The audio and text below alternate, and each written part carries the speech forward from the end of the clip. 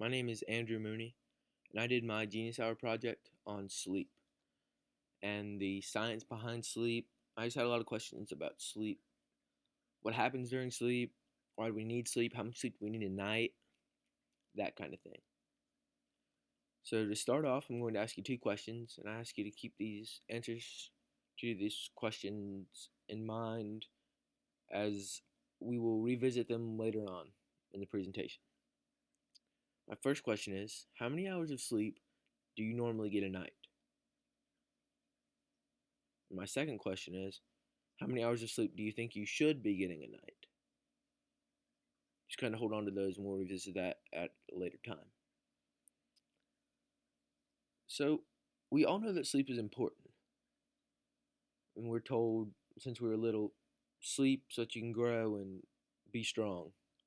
But we're not necessarily told why sleep is important. And so that really confused me. Like, what happens during sleep? And do I grow during sleep? If I don't sleep, will I not grow? That kind of thing. So, to kind of understand sleep's importance, we have to figure out the science behind it. What exactly is going on when you're asleep? Now, there are two phases to sleep. There's rapid eye movement and non-rapid eye movement. Non-rapid eye movement takes up 75% of your sleep, while rapid eye movement takes up the other 25%. Non-rapid eye movement is broken down into four separate parts. It begins with light sleep. You're half asleep. You're between being awake and being asleep. You're somewhat aware of your surroundings, and you kind of know what's going on, but you're still half asleep. You're not all there. Now, your second phase of sleep, of non-rapid eye movement, is going to be the onset of sleep. This is where you start to become disengaged. You you start to fall deeper into sleep, and then finally you get to deep sleep, which is broken down into two separate stages. Now, deep sleep is where you're completely out of it. You're snoozing. You're done. You have no idea what's going on around you because you are out. Now, deep sleep is going to be your most restorative stage of sleep, and this is where the blood flow to your muscles and to your brain is going to increase, which allows the tissues to repair themselves, and lots of energy is going to be restored during this stage. And there's also going to be hormones that are released that are going to regulate your body and help you to grow. Now, after deep sleep, rapid eye movement begins. Rapid eye movement comes in 90-minute cycles that become longer as the night goes on. The goal of rapid eye movement is to provide energy and stimulation to your brain. And there's brain activity going on during this 90-minute cycle, and that is what causes dreams to occur throughout your sleep. So when you're dreaming, you're in rapid eye movement. Now, rapid eye movement allows your brain to kind of, the activity in your brain stimulates your brain and your brain cells and helps your brain to grow and increase your capacity for knowledge and your intelligence. So, rapid eye movement is very important for development. So, now that we know kind of what goes on during sleep, we need to figure out how that impacts us and why it's important. So, obviously, without sleep, we wouldn't be very energized. We need sleep to replenish our energy. Sleep also helps us grow and regulates our hormones, which keeps our body in check.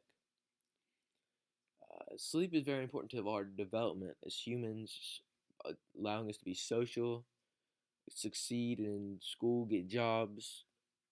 If we can't focus and if we don't have the mental capacity to do things, then we're not going to succeed.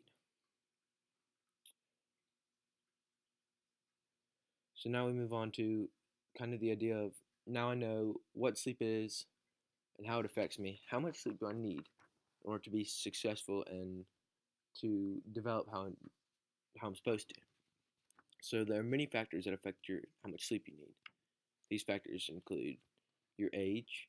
Someone who's 5 years old and growing rapidly needs more sleep because they're expending more energy than an adult who's been done growing for 10 years and will never grow again. There's also your genes affect how much sleep you need.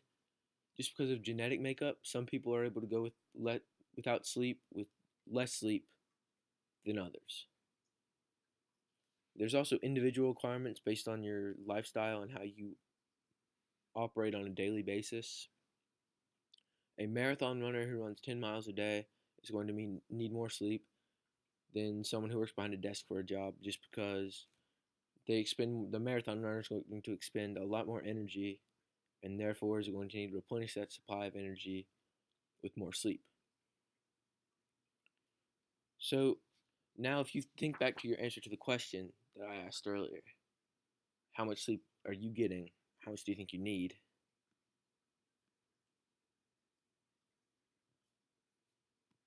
This chart should answer that question for you. Now, as you see, the older you become, the less sleep you need because you're no longer growing and you're expending less energy. So now, as you're looking at this, you're thinking, what if I'm not getting enough sleep? How does that affect me? Now, there are two different types of sleep deprivation, which is not getting enough sleep. There's long-term sleep deprivation and short-term sleep deprivation. Throughout your life, almost everyone is going to experience short-term sleep deprivation. Short-term sleep deprivation is when maybe you miss a night or two of sleep. You don't sleep for a night. You get 3 to 4 hours of sleep, not your normal good night's rest. And so the next day you're tired. You don't have a lot of energy, you have trouble staying awake, you're very irritable, that kind of thing. You struggle because you're tired. But it only carries for about a day or two at most, and then you're back to sleeping normal and you return to your normal self. So throughout your life, almost everyone will experience short-term sleep deprivation because situations happen and it's natural for everyone to experience that at one time or another. So that's not necessarily a problem.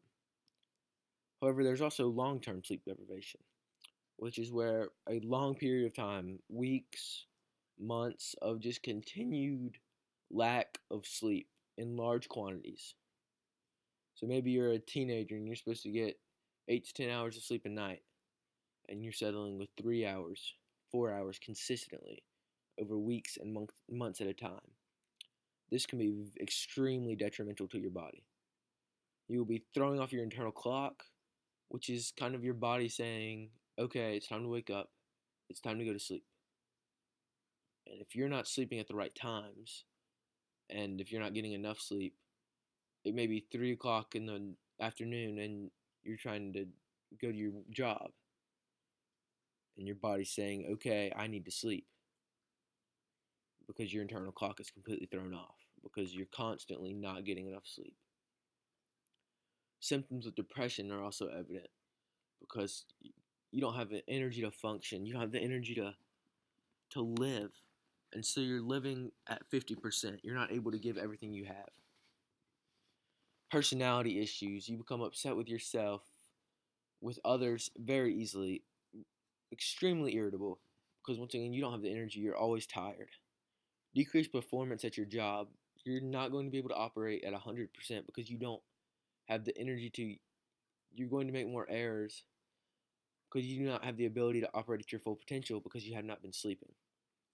Your growth, if you're a younger child and you're not getting enough sleep, your growth can also be extremely stunted because when you're supposed to be growing and maturing, you're not getting that time, and so the hormones aren't being released.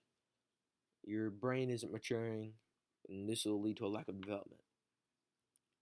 Long-term sleep deprivation has also been linked to a large amount of major health issues such as high blood pressure, heart attack, diabetes, and obesity.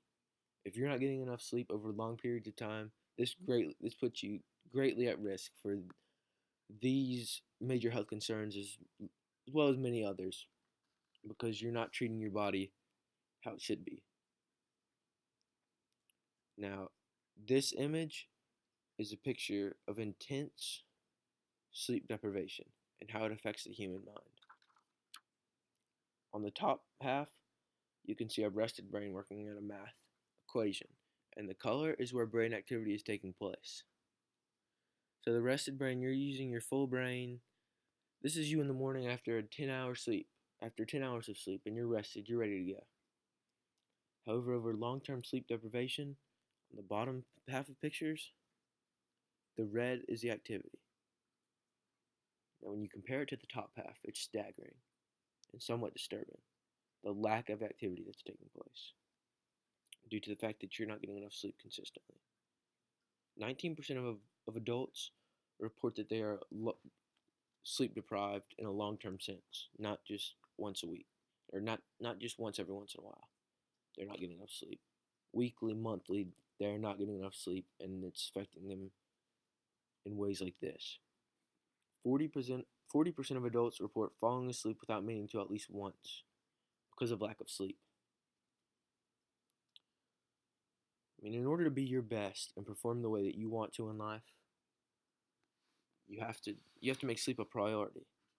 You can't treat your body in wrong ways and not give it enough sleep and expect to be able to perform at your full potential. It's not going to happen. My Genius Hour project has really kind of opened me up to the idea that in order to be my best, I have to make sleep a priority, and I have to make sure that I'm putting in the time that I need to sleeping. Because without it, I'm not going to develop and be the person that I'm supposed to be. Here are my citations for my project, and thank you for your time.